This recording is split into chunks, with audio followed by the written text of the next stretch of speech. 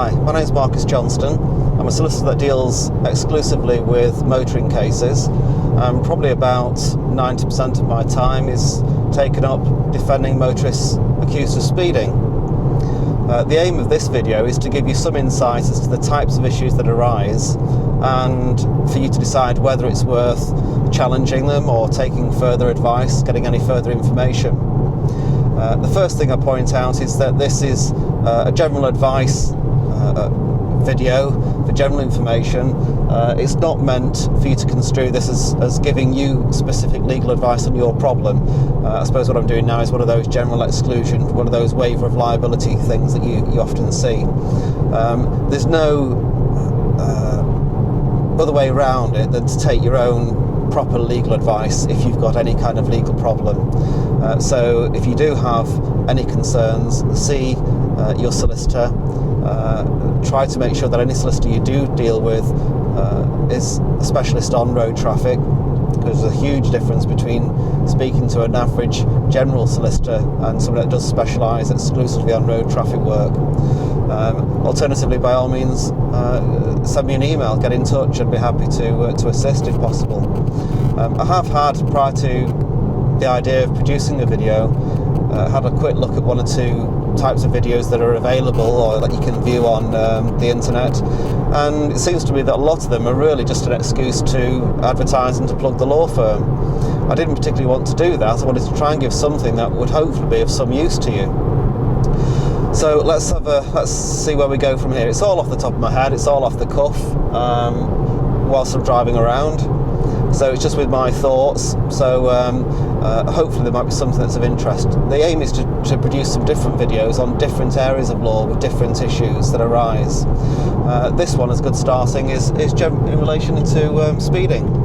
What happens with a speeding case? What goes on? What can you do about it? Well, it all starts by receiving a notice of intended prosecution. That's what would normally happen. So if you've not been stopped by the police, chances are you'll receive a notice of an intended prosecution through the post. And on the back of the notice of intended prosecution is what they call a section 172 notice, a requirement to identify the driver. Now, the police say, well, you've got to tell us who was driving, and you're breaking the law if you don't tell us who was driving. That isn't really correct. And it is a whole area of law just to determine what should be done, what shouldn't be done in relation to what we call section 172 cases, whether you've not identified the driver or not. The legal requirement is that you give information to the police that can identify the driver or that can assist the police with the identification of the driver. So if you were the driver and you're happy to state and happy to accept being the driver, then you can tick the box, say yes I was driving, send that form back to the police, and you'll then either receive a fixed penalty, gives you 3 points and a £60 fine if you're marginally over the speed limit, or you'll receive a summons to go to court in respect to the speeding offence. Occasionally you may be offered a speed awareness course. So if you're only slightly over the limit, if places are available on a course, if you're in the certain area, then they may offer a speed course if you've not previously undertaken a course within the previous 3 years. There are a number of issues that can be taken up that I would normally take up on a client's behalf with the police prior to any summons being issued. First of all, to try to get the police to drop the case, because of course if the police take no further action, then that's it, end of story.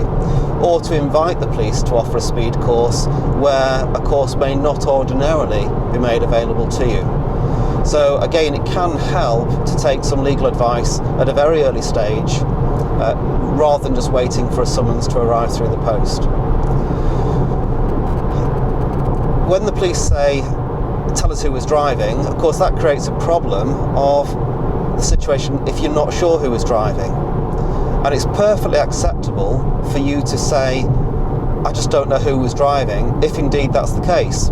So if it was yourself or your wife or your husband or a work colleague or one of your children that was driving the car or may have been driving the car, then how on earth do you fill the form in? Because of course the form says if you were the driver, tick the first box. If you were not the driver, tick the second box and tell us who was driving.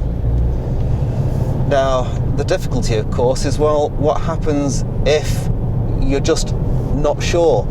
It could have been you, it could have been somebody else. My argument is it's impossible for you to fill the form in its current format. Incidentally, Scottish forms, although we're not covered by Scottish law, but the Scottish forms that I've seen give an option to explain the problem if you're not sure who was driving. But most of the forms available in England and Wales don't give that option. They simply try to restrict you to say, yes, I was driver, or I wasn't the driver, but so-and-so was the driver, and you give an actual name. There are defences available in law if you're not sure who was driving.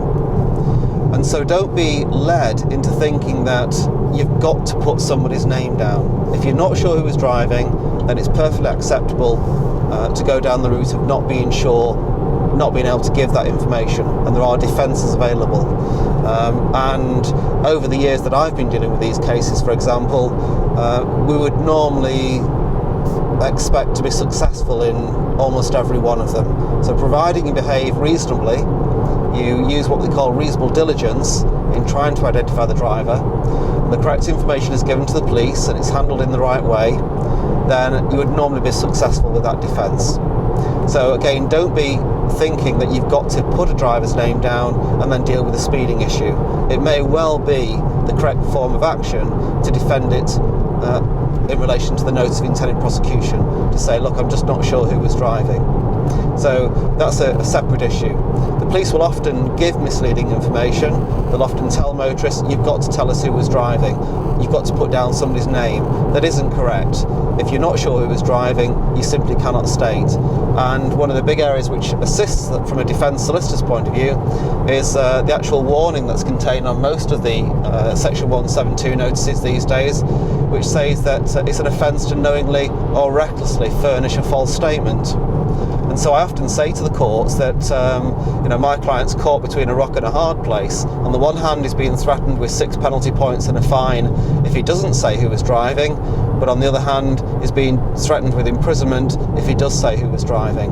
And that's simply because if you can't, hand on heart, 100% with certainty say who was driving, then you can't complete the form, in my argument, because to do so, you're behaving recklessly. And to give reckless information can result in a more serious charge, perverting the course of justice, for which there is imprisonment as a possible penalty. So rather than being worried and concerned about that, use that to your advantage. Use that as a reason why you've simply not been able to give the information.